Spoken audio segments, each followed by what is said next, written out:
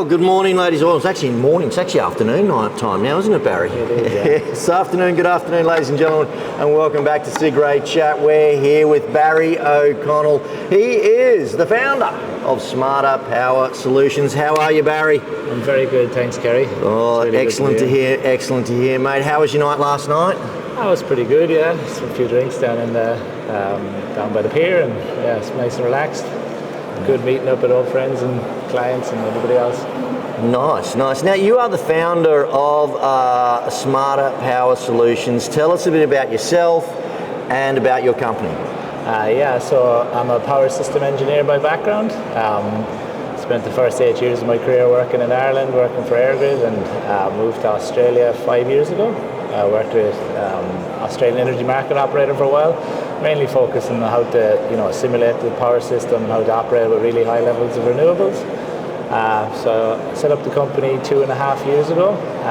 We've been going from strength to strength over that period. It's been a lot of learnings along the way. It always is. Yeah, personal and technical. But yeah, we've been very lucky to be able to grow the company to 18 power system engineers now. We're really focused on simulation, automation, analysis, and supporting our clients to deliver renewable projects and connect them to the grid. So yeah, it's been a lot of fun. So 2.5 years ago, you set this company up, and what was your mission back then for the company? I think the mission that I had was really to focus on high quality work, to really deliver solutions for the biggest and the most complicated projects in Australia. That's what kind of excites me and excites the team. So that's the mission. Cool. Okay. And you got some examples of some of the successful projects that you've put into place with some of your clients? Yeah, we've been working on, so the most recent project we submitted was a very large solar farm in New South Wales, so trying to get that connected to the grid and make sure that it's performing as it should and that it supports the grid and allows more renewables to connect around it. We're starting a really exciting project, which is one of the largest grid-forming batteries in Australia, connecting in Victoria next week. So that's going to be going live next week, is it? Yeah, why not? Yeah. So what's happening there in Victoria so is it a battery? Yeah, so it's an application, so it's the design of the battery, so trying to get that onto the system, and we really need grid-forming batteries to be able to replace the coal generators when they retire. Okay. For someone that doesn't know, explain to me how this whole battery thing works, because all I'm thinking is like a little AAA type battery type thing. Well, it's probably not too dissimilar to that. There's just lots of them stuck together to make a really big battery. And they offer different services to the grid, soaking up solar during the day and generating during the peak, or also providing some services to the grid which can help support the grid as fossil fuels start to retire. Yeah, so that's using solar power there, and you use you use the wind as well. You're involved in all those type of things, creating the grids and all the smarter technology for that as well. Yeah, wind is actually probably where I had most experience, because Ireland's a pretty windy place, not a very sunny place. So most of the generation connected in Ireland over the last 20 years has been wind.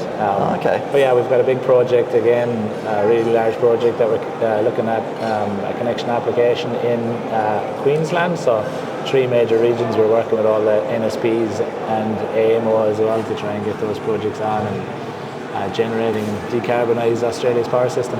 Oh, okay, excellent. Now, obviously you're here at the SEAGRE Symposium here, up in beautiful Cairns. Your involvement with CIGRE, tell us about that.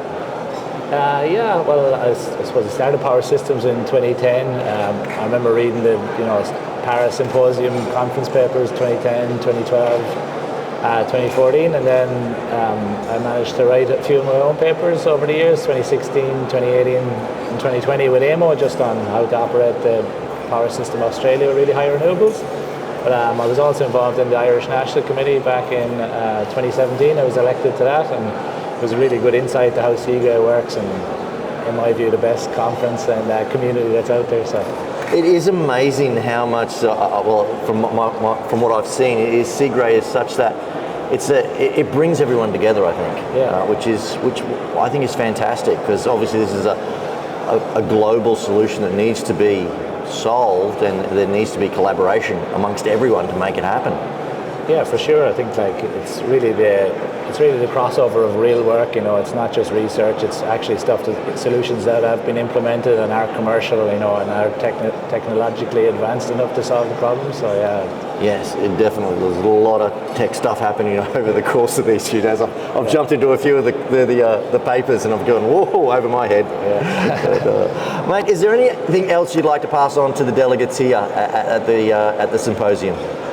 No, just I suppose the most important thing is have a good time as always at the CIGRE conference. But yeah, drop by booth 39 if they want to come by and talk about the services that we offer and how we can either help you with your projects or how we can have some fun together.